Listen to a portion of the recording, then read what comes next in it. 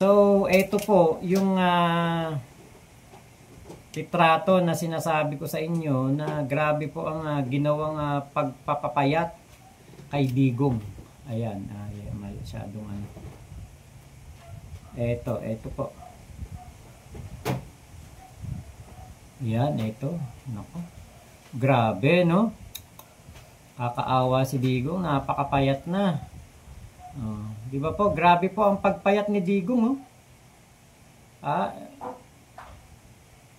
Ang tindi ng pagkakapayat ni Digong dito, no? Mukhang ano na, hindi na po ito makagulapay. Mukhang ano na to, mukhang hindi na po makatayo. Parang isang bulate na lang ang hindi pumipirma. Magre-resign na to dito sa ating planeta. Di ba? Ayan, kawawang kawawa, oh. Ayan, oh. Grabe kapat. Kita niyo yung braso? Parang hindi na po makagulapay. Parang wala na talagang kalakas-lakas. At kung makikita po ninyo, ayan, meron po siyang, yung parang sa ospital, yung, kasi nung dating na-confine ako, meron akong ganyan sa ospital Ayan, oh. Grabe kapayat na ni Digong, ano? Napakagagaling po talaga mag-edit ng mga kuha simpatya, ng mga nagpapaawa, ng mga kapanalig ni Digong. Ito po ay edited video o edited photo pala, edited photo. Edited po ito, hindi po ito totoo. Huwag po kayong maniniwala pag may nakita po kayong gantong mga litrato na sineshare, sabihin niyo po kagad edited yan, hindi po yan totoo. Kasi po, syempre, ang naratibo po ng mga DDS ngayon, mga DD shit ngayon, ay kawawang kawawa si Digong. Di ba nga po, ay may mga senador pa nga na gumawa po ng resolusyon na kung saan, ito daw pong si Digong ay kailangang maiuwi na agad-agad. Kailangan pong mapauwi agad-agad daw si Digong dahil nga daw po napakadelikado ng kalagayan ng kanyang kalusugan. So, ito po yon yung ginagawa po nilang edited picture na pinapakalat po ngayon. Kung titignan nyo po dyan, talagang butot balat na lang talaga. Ito talaga yung yung sinasabi ni Sara na itsura, sinasabi ng dati niyang asawa, si Elizabeth Zimmerman. Yan po yung masasabi natin talagang butot balat. Pero ito po hindi totoo. Kasi nga po, kung ito po ay totoo, ito po yung talagang itsura ni Digong. Tingin ko kahit si Sara Duterte ay hindi na rin po ito mapapakali. At si Sara Duterte hindi po magagawang ngumiti man lang sa kanyang mga interview doon sa The Hague. Darling June, ayan, hello po from Japan. Hello po kaya ito po hindi po ito totoo at ito po inedit lang. Ngayon, alam nyo naman, syempre, ang mga DD shit, hindi po yan titigil sa paggawa ng mga kwento na yung alam nyo naman na laging napapasama ang ating gobyerno, ang ating Pangulong Bongbong Marcos, laging napapasama ang mga nagpakulong dito kay Digong. Gano'n naman lagi di ba? Lagi naman nila isinisisi ang pagkakakulong ni Digong doon sa ICC. Kahit na wala namang kasalanan ang mga tao na ito like PBBM, General Torre, Chief Marbil, PNP Chief Marbil, dating PNP Chief at DOJ Secretary Boying Remulla at si John Vic Remulla ng DILG. Lagi pong ganun ang kanilang naratibo na kasalanan po ito ng mga nagpakulong. Kaya Digong. Pero ang totoo, wala naman ibang nagpakulong sa sarili ni Digong kung hindi siya. Dahil kung hindi siya gumawa ng mga EJK, nakautusan at mga katulad nung nangyari sa mga sabungero, tingin ko, hindi naman siguro makukulong si Digong sa ICC. Ayan. Nailinda Lopez, hello po. Ngayon, ito po yung video nitong si Banat Bay. Karma is real, sabi ni Ate Darling June. Sabi ko sa inyo magpapaawa po itong mga DD shit na ito. Katulad nito, si Banat Bay, magpapaawa to, syempre. Kasi nga, di ba, kapanalig siya ni Digong. Ang gusto niyang grupo nitong sila Banat Bay, sila ang the best. Na dikit kay Digong, dikit kay Kibulok. Ganon. Yun ang ano niyan Sila ang magaling, sila ang mga malalakas kay Digong, sila ang mga malapit kay Digong. Ayaw ni Banat Bay na nasasapawan siya ni Marluca. Ayaw ni Banat Bay na nasasapawan siya ng mga vlogger na nandoon sa The Hague, sa ICC, sa labas ng ICC. Ayaw niya noon. Kita nyo, diehard supporter to ni Digong. Pero, di ba lumimbaw ito kay Kibulok. At ngayon, nakita nyo ba kung pumunta man lang to ng The Hague sa ICC? Hindi to pumunta. Hindi to nagpapakita doon. Kasi hanggang vlog lang naman to hanggang suporta lang naman to kay Digong na kunwari supporter, pero pinagkakakitaan lang din si Digong. Kasi kunwari mag-iiba to ng topic. Tingin nyo may manonood dyan? Tingin nyo kunwari mag-iba ng topic yan, mag-motovlog yan, o kaya kumampi yan kay PBBM. Tingin nyo may manonood dyan, o kaya kumampi yan kay Leni Robredo? Walang manonood dyan. Kaya po ang ginagawa niyan, puro na lang, buga na lang ng buga ng tinta sa ating gobyerno, kay PBBM, at kung ano-ano na lang na issue ang gagawin para maging relevant. Kasi nga po, wala na Kumbaga, etong mga to, immune na to Wala nang pakitong mga to kung sakaling kung ano man ang kanilang kahinatnan. Kasi nga po, kanila nang naipakita kunwari na sila'y solid supporter ni Digong. Pero wala pong kumbaga yung masasabi mong solid supporter talaga ni Digong, etong sila Banat Bay. Hindi po. For the views, kasi nandun na yung pera nandun na sa mga supporter ni Digong ang kumbaga ang income, ang views, ang revenue, ang mga super sticker, nandun na sa grupo ni Digong Diba? Kaya po, yan ang kanila na lang pinangangatawanan. Pero ang totoo, hindi po talaga masasabing talagang solid Duterte itong mga to. In the near future, mga magbabaligtaran din yan. Ate Maria P. Palisok, hello po. Magbabaligtaran yan. At actually, nung na-issue ito, nababaligtad, hindi nga tumuloy kasi nga napahiya, na-preempt yung pagbaligtad nito. Ngayon, meron siyang video dito ang nakatitle o nakakaption, Pangulong Duterte nilalason. Imagine niyo po kung gaano po kumbaga kung gumawa ng issue, 'di ba? Grabe. Kung maalala ninyo, ang si Digong ay hindi po mabigyan-bigyan ng interim release kasi nga po nakita ng ICC na si Digong po ay delikadong tao. At isa pa, may mga galamay to na katulad ni Banat Bay na kayang-kayang mangmaniobra ng mga kung ano-anong issue sa SOCMED. Actually, ito, katulad niya, itatitle ba na, o ito ba naman may nasa katinuan pa, Pangulong Duterte nilalason. May patanong.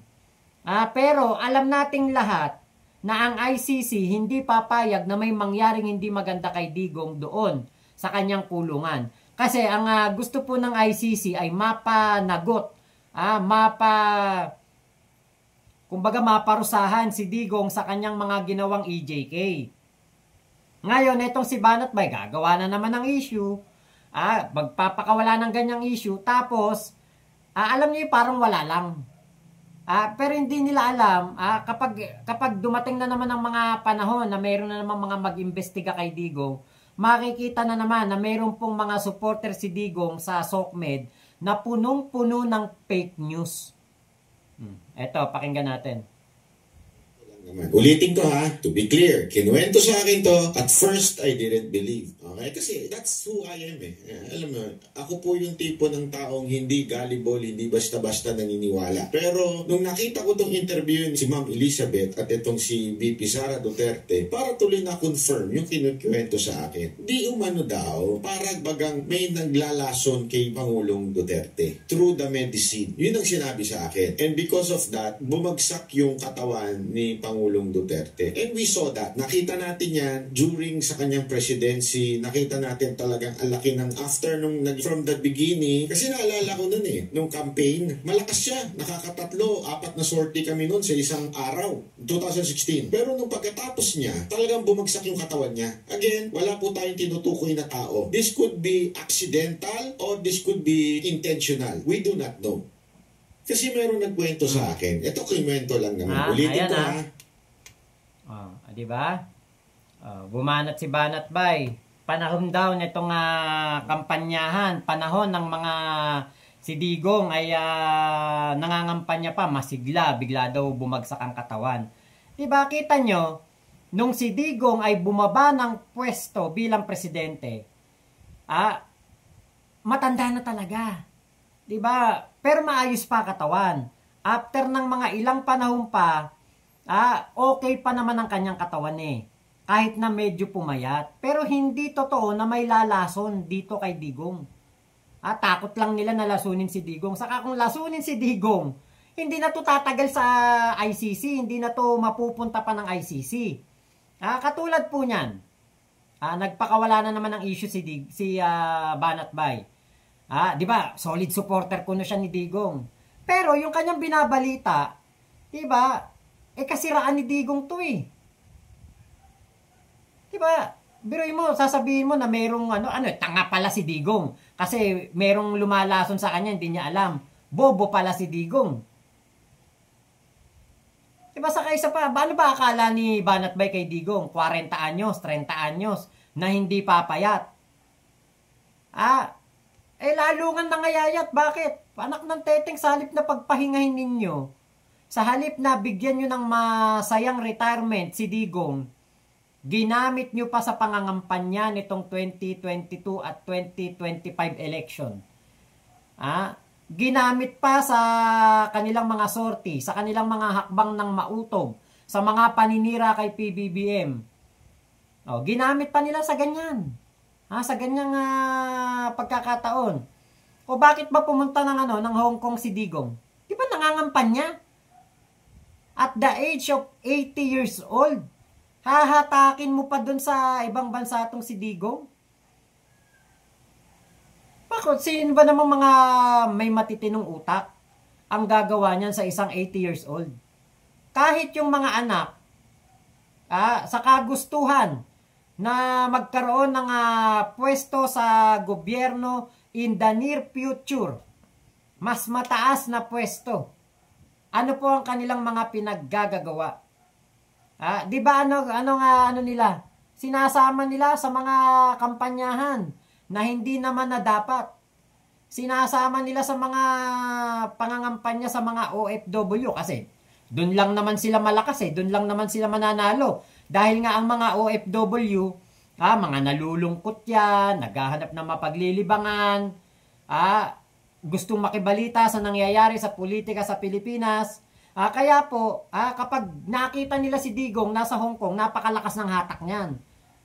Kasi nga ang mga Pilipino, homesick yan nasa isip nila, magaling na presidente kuno si Digong. Magaling ikatong mamuno sa bansa, pero ang totoo, binaon lang tayo sa utang. Wala naman itong ginawang kabutihan sa Pilipino, kundi puro paggugurgurin lang yung mga small time na mga pulburon user. Pero yung mga big time, hindi na ipakulong, hindi man lang po nagalusan. Mga sabungero, di ba, nawala. Kahit na may mga issue na ng krimen sa isabong, hindi pa rin pinahinto ni Digong. Ang inisip, pera. Kailangan daw niya ng pera para sa gobyerno, para sa COVID. Samantalang binaon naman niya tayo sa utang. Ito hindi nakatulong. Yung pogo, like etong isabong, at iba pang mga kabulastugan, mga illegal na ginawa niyan legal, hindi po nakatulong.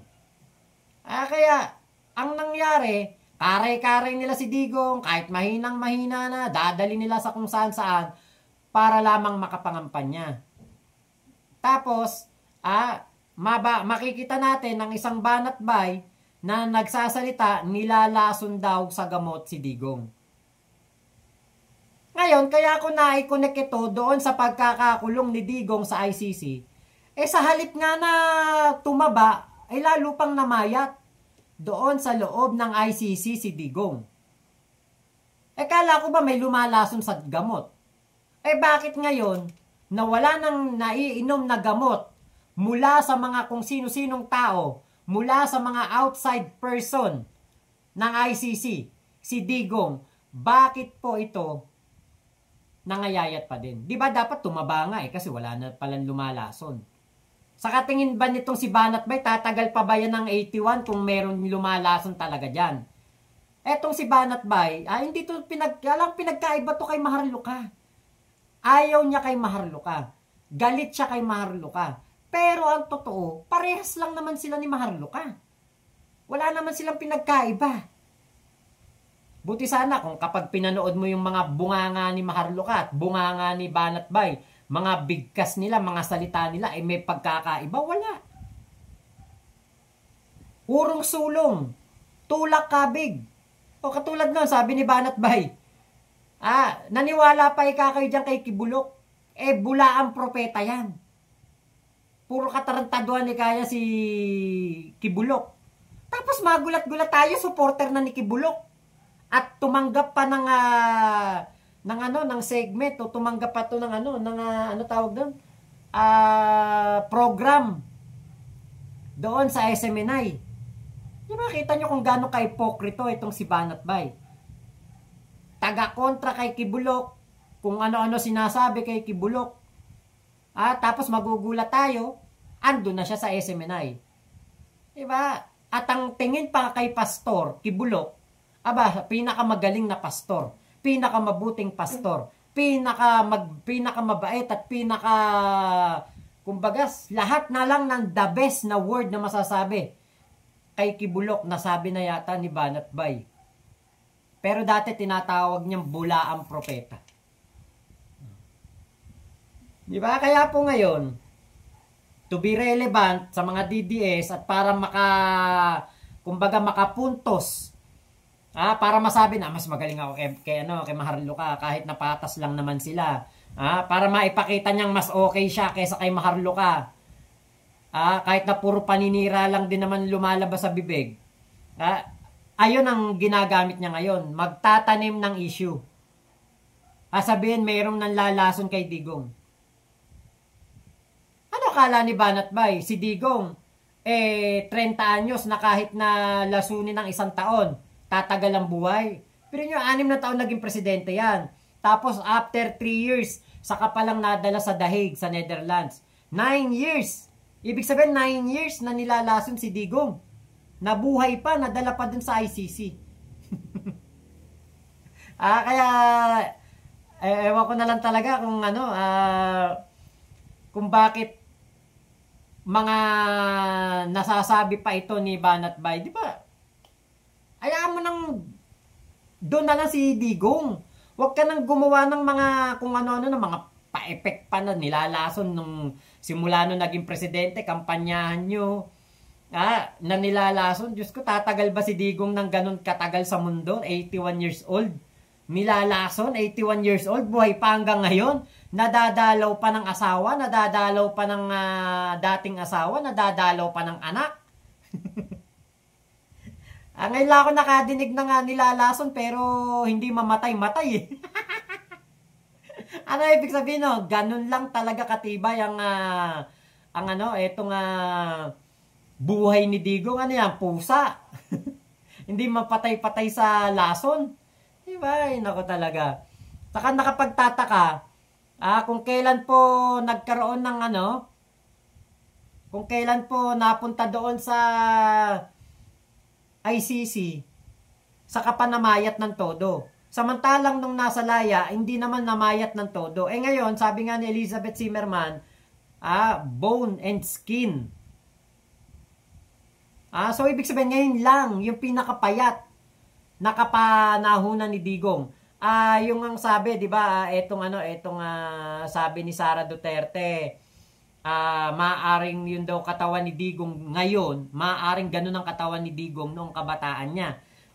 Ibig sabihin, ito pa lang si Digong, ganun kapayat, hindi ibig sabihin hindi siya sobrang payat nung siya'y naging presidente hanggang pumalit na si PBBM sa Malacanang, hanggang 3 taon pa siyang umistambay bago makulong doon sa ICC.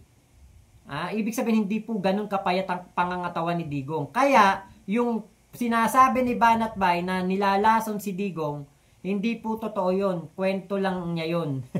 Para lang merong maging kwento na mas magaling siya kay Maharlika.